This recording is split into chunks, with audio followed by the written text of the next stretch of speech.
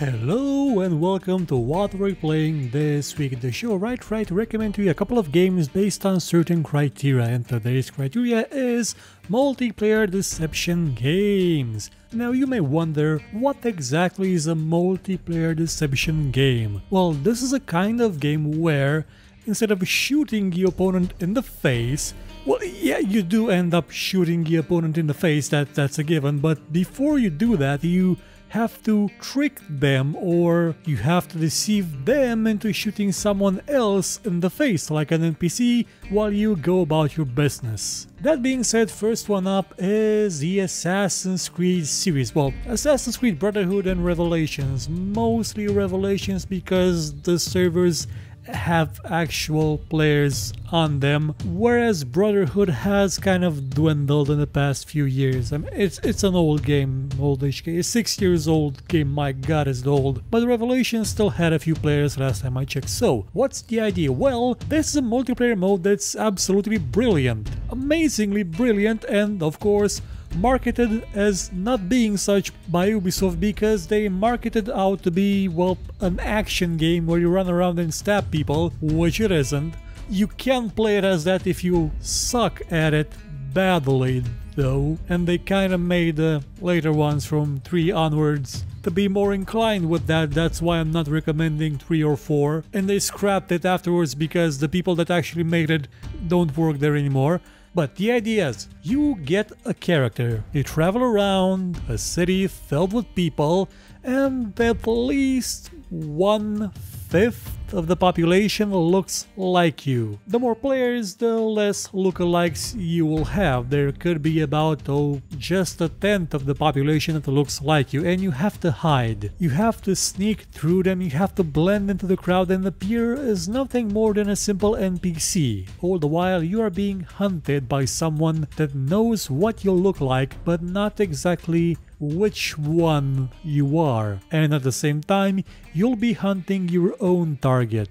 You don't know where they are. Yeah, you do have a compass that helps you. You just have to bide your time, find the right moment, stab them, poison them, drop from a roof onto their heads, and in general try and do anything you can to pull off the most cunning assassination possible, all the while remaining hidden, because if you do remain hidden, you get a buttload of bonus points. And you can find Assassin's Creed Revelations on Steam for the price of oh my god, no! Okay, do not get it off Steam. Wait for a sale or ask someone from Eastern Europe to mail you a copy of the disc version, because even with transport it will be cheaper than what it costs on Steam right now. Too bad that Ubisoft killed the multiplayer portion of the Assassin's Creed series, but hey, that's what Ubisoft tends to do with good ideas. They could have rebooted it as a free-to-play game because they loaded it with all sorts of microtransactions. And yes, this was a €60 game at launch. They all were. It's still microtransactions for the multiplayer because hey, why not?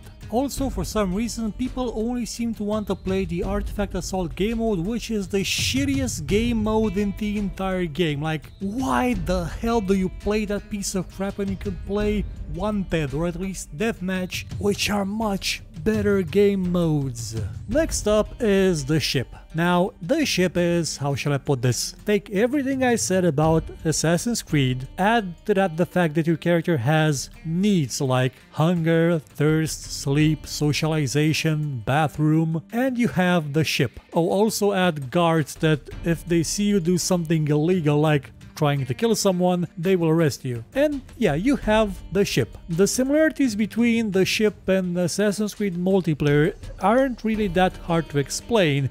You see, the developers of the ship, the original one, I'm recommending the remade version that's currently available on Steam, they actually worked with Ubisoft to publish a sequel for the ship called Bloody Good Time, which it was okay, but it didn't really have any sort of success. being published by Ubisoft, who, when they started publishing Bloody Good Time, got the idea to make a multiplayer mode for Assassin's Creed that looked a lot like Bloody Good Time and the ship. What a coincidence! The studio that made the ship went belly up soon after. Not really sure if they had a direct involvement in developing the multiplayer portion of Assassin's Creed. I hope they do, because otherwise Ubisoft just ripped them off. But regardless, you can get the remastered version of the ship on Steam now for 20 euros. Though keep in mind, it's in early access. It seems that it actually hasn't gotten that many updates recently. It did get NPCs a couple of months ago, though I never found a server that actually had them working. The reason I'm recommending this version, not the original, is because even though it's incomplete,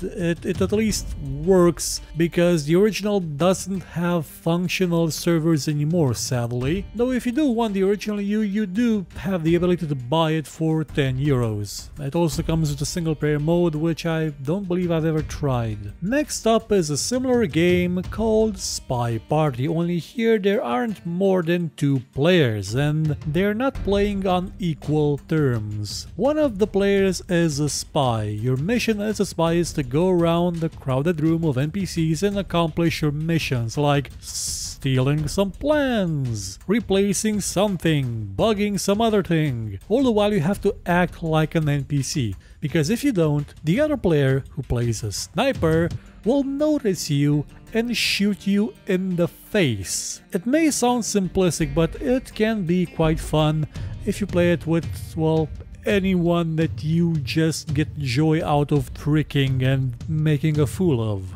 Spy Party is available on the developer's website for the price of $15. And lastly, here's a free game. Well, free-ish. It's on Steam for 6 euros, but you can play it for free in your browser. Town of Salem. If you've ever played Werewolf, well, this is it. If you've ever played Mafia, this is it. It's well made, well thought out, and gives you the ability to just enjoy yourself lying to people about who you are in a desperate attempt to either not be burned alive, not get killed by someone in the night, or to avoid suspicion long enough to kill everyone. It's a very fun game. I believe we did a stream or something with it some time ago. Not in English though. Maybe we should do one again. It would be interesting. Well, that's it for this edition of What We're Playing this week. Tune in next time for more gaming recommendations. Until then, trust no one. Especially the person that's standing to your left. They're hiding something. Just kidding. You're probably alone if you're watching this.